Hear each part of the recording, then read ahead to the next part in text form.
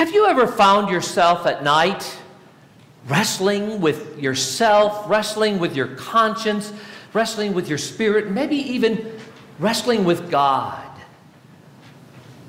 Have you found yourself in that situation where, you're almost in a dream and you wake up with a sweat, because there's something that's been on your heart that you just can't sleep about? That sense of wrestling with God. And maybe it isn't even at night. Maybe it's during the day. Sometimes there are things that have happened to us in our past that have really affected us.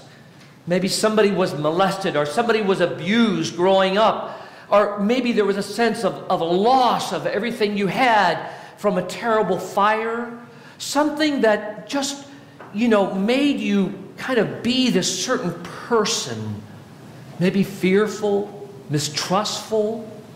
For Jacob, it was that he felt like he couldn't get what he wanted without manipulating the situation. His mother told him, what he needed to do. And so in his mind, he felt like, because he wasn't the firstborn, he wasn't the strong, macho man like his brother was, that he was going to have to get what he wanted in wrong ways, in deceitful ways. And so he found his way of doing that in his life. There are some of those things when we grow up that we're taught, maybe because of our experience. And we finally come to a reality that we're ready to let go of that. I remembered I was hit by a car when I was 5 years old. I, in fact, was coming out of church. I had a children's choir, and I was hit by this car. But, for the next, 10 years, crossing a street was I was terrified. I was, as a young person, it just was so ingrained in my mind. This experience kind of made me this way of a person. And I finally realized that I finally had to come to terms that, okay, that happened 10 years ago. It hasn't happened since then. And as long as I'm careful, maybe it won't happen ever again. And to find some peace for ourselves. So the first part of this is I want you just to think about maybe what you are struggling with in your life. And are there some things that you're wrestling with for yourself? Because wrestling with God is not a bad thing. You see, for Jacob, he was coming to terms with some things in his life. He was coming to terms with some decisions that he made in his past that just really now he found the consequences of was not the life he wanted. He missed his relationship with his brother. He missed his relationship with his family. He wanted to come home. And so the scripture tells us that he sent his wife on ahead of him, and he sent all of his animals. And so he's at the River Jabock that night, all by himself. And it says that he wrestles with this man. And he's wrestling with him, and he won't let go. I want you to know not to let go when you're wrestling with God. There are some people who, they just can't figure it out. They get discouraged. They can't figure out all these things about God. Maybe they grew up with some of these teachings that they no longer buy into, but they just can't make sense of it, and so they let go. They disengage from God and from the church because it doesn't make sense to them any longer, the teachings that they had, but they don't know how to make sense of it for their life today. Don't let go. Let in God and wrestle with that. Try to come to that so that you can come to a peace in your life. And today in our world we see people wrestling with one another. We see over in the Middle East people who've grown up with these past histories that have been a certain way of not trusting the Jews and the Islam and the Muslim, not trusting Jews and the Jews, not trusting the Palestinians. And they've been taught certain things from their history from generation to generation.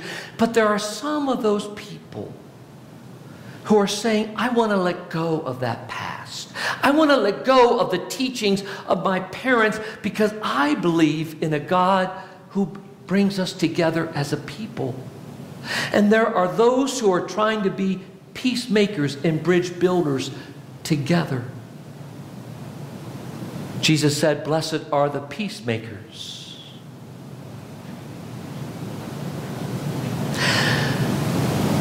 So first I want you to think about wrestling and hanging on in that struggle with God.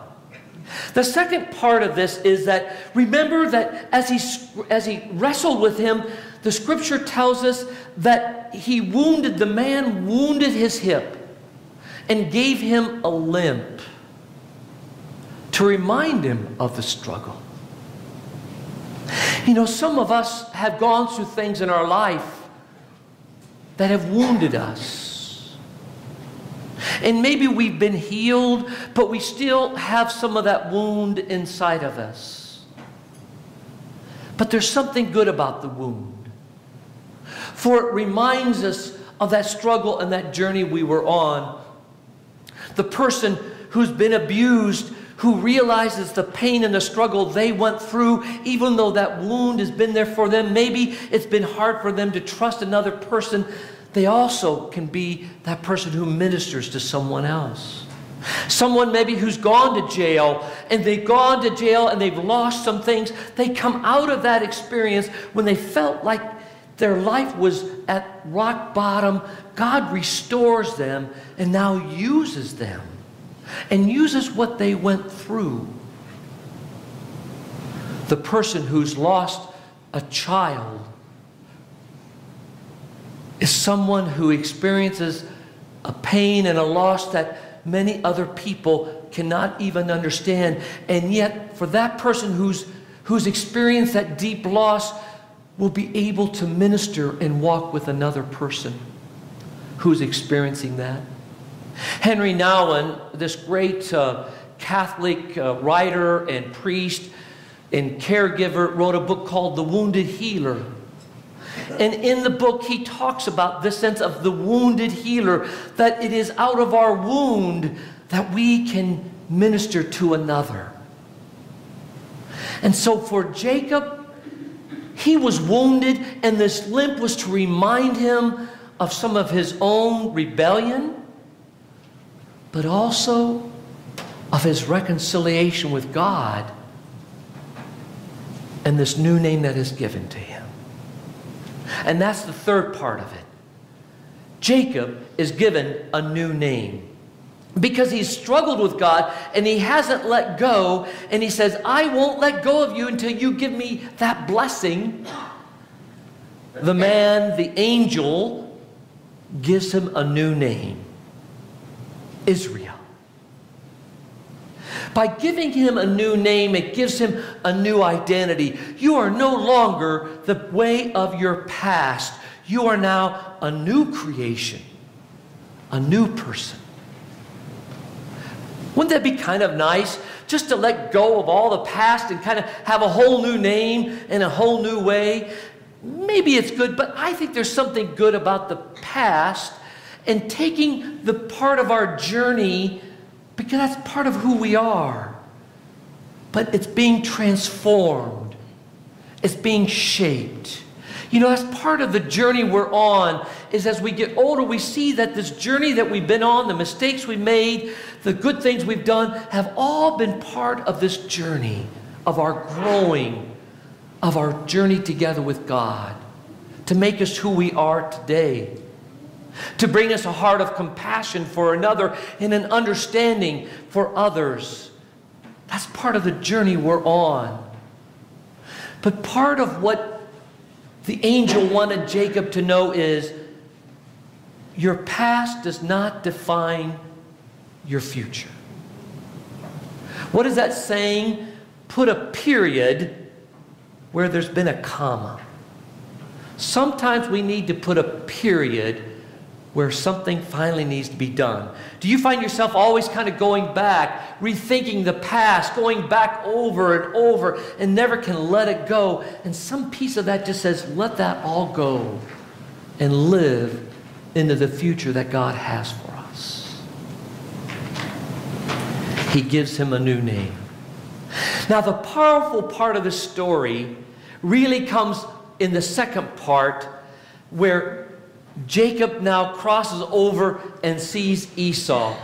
And I just want to share with you that scripture where he says, as he confronts him and Jacob, because he doesn't know what will be Esau's response to him. And Esau says to him in Genesis 33, "What do you mean by all this company that I met?" Jacob answered, "To find favor with you, my lord." But Esau said, I have enough, my brother.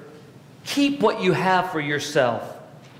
Jacob said, "No, please, if I find favor with you, then accept my present from my hand.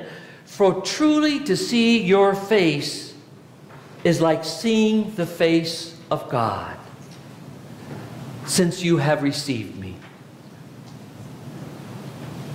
For Jacob, it was about seeing Esau again, after they had been these years of separation, and for Esau to forgive him.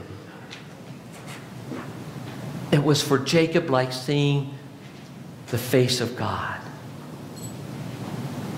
The power of forgiveness. The power of forgiveness to forgive ourselves and to forgive another. And to be able to again wipe the slate clean and begin again in a future. May we do that for ourselves. May we do that for another. May we know of God's working for our life as we too struggle, wrestle, share in the journey that God has for you. I pray that you will know God's presence for your life as you are on that journey, as you're in the wrestling and struggling and coming to know of God's grace and forgiveness that brings you into your future that God has for each of us.